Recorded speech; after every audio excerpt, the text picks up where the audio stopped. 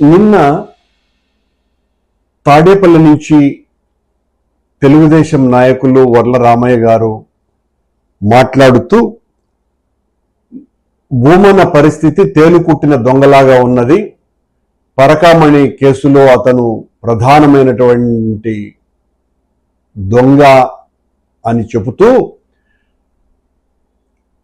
ఆ నిందితుడు రవికుమార్ ఇచ్చినటువంటి ఆస్తులను నేను చాలా తక్కువ ధరకు లీజుకి ఇచ్చానని, అలాగే నిందితుడు రవికుమార్ నా కుటుంబ సభ్యులతో ఎన్నోసార్లు ఫోన్లో మాట్లాడినారు, ఆ కోణం నుంచి కూడా పరిశీలన చేయాలి, విచారణ చేయాలని వారు చెప్పడం జరిగింది.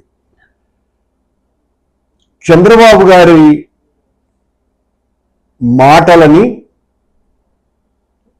రామయ్య గారి గొంతుకలో వినిపించటం జరిగింది అన్నది చాలా స్పష్టంగా అర్థమవుతుంది. నేను ఆ ఏసీపీ డీజీ రవిశంకర్ అయ్యన్నార్ గారిని విజ్ఞప్తి చేస్తున్నా, పాపం చిలిపి రామన్న ఉబలాటాన్ని కూడా మనం ఎందుకు కాదనాలి?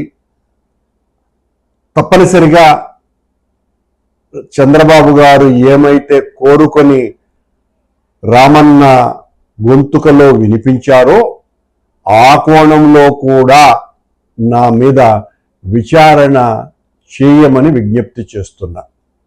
ఎందువల్లంటే నిజాలు బయటపడాలి. ఇంకా వీళ్ళు ఇలాగే మాట్లాడుతూనే ఉంటారు, మీ విచారణ బూటకమని చెప్పినా ఆశ్చర్యపడాల్సిన పని లేదు అయ్యన్నార్ గారు. అందువలన పాపం ఆయన ముచ్చట ఎందుకు వదిలేయాలి? కనుక ఆయన ముచ్చట తీర్చడానికైనా కూడా, చిలిపిరామన్న ముచ్చట తీర్చడానికైనా కూడా నా మీద మరోసారి విచారణ చేయవలసిందిగా నేనే విజ్ఞప్తి చేస్తున్నా.